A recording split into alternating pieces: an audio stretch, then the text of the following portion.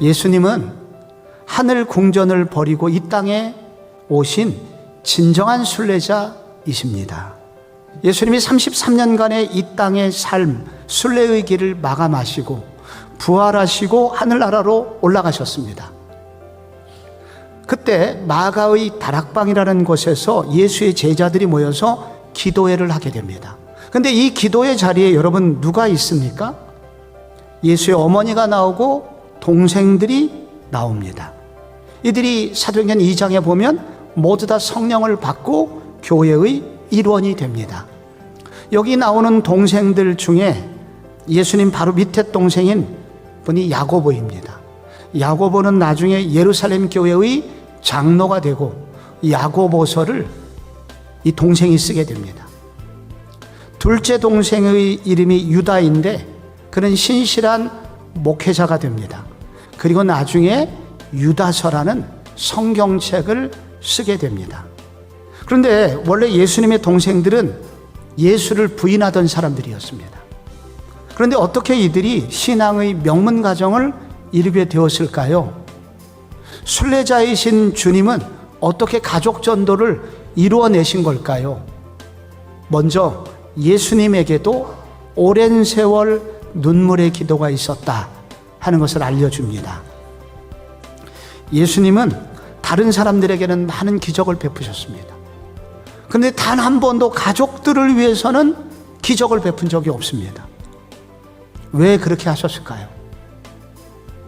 히브리서 2장 18절에 그 답이 나옵니다. 그가 시험을 받아 고난을 당하셨은즉 시험 받는 자들을 능히 도우시리라. 오랫동안 기도해도 돌아오지 않는 가족들을 둔 성도들의 아픔을 품으시겠다는 겁니다.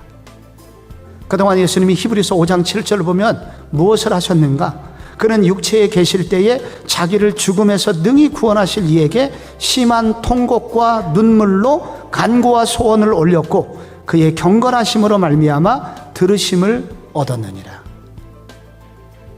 예수님도 그렇게 가족 복음화를 위해서 가슴을 치며 우셨다는 것입니다. 순례자의 가족 전도 어떻게 가능할까요? 그것은 모든 상황을 섬김의 기회로 삼아야 됩니다. 야고보 형제는 둘 다 자기를 소개할 때 예수 그리스도의 종이라고 소개합니다. 소년 가장 예수님이 어린 시절부터 그렇게 했다는 것입니다.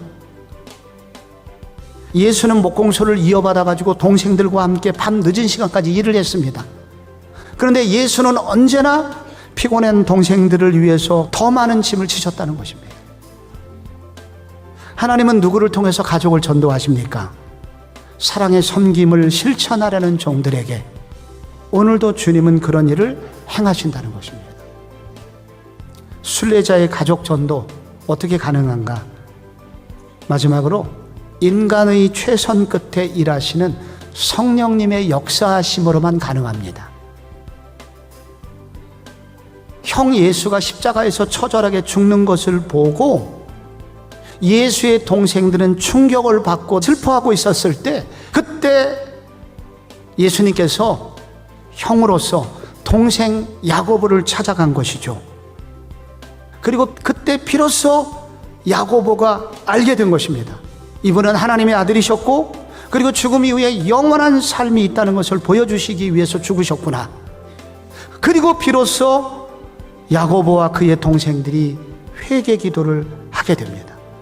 그리고 무섭은 속도로 변화를 하게 되고 초대교회 장로가 되고 그리고 최초의 예루살렘 공의회를 화합으로 이끈 1세기 최고의 리더가 됩니다. 가족이 구원을 받으려면 누군가 집안을 구원하는 일의 선구자가 되어야 합니다. 한동안 그분은 외롭고 힘들겠지만 그가 먼저 길을 떠나야 합니다. 계속하여 눈물의 씨를 뿌리고 섬김의 기회로 삼고 주님의 역사하실 그날을 바라보며 오늘 뚜벅뚜벅 그 길을 걸어간다면 언젠가 주님이 이런 아름다운 일도 우리 모두에게 주실 것이라고 약속하십니다. 이런 은혜가 성복의 모든 가정들에게 있기를 축원드립니다.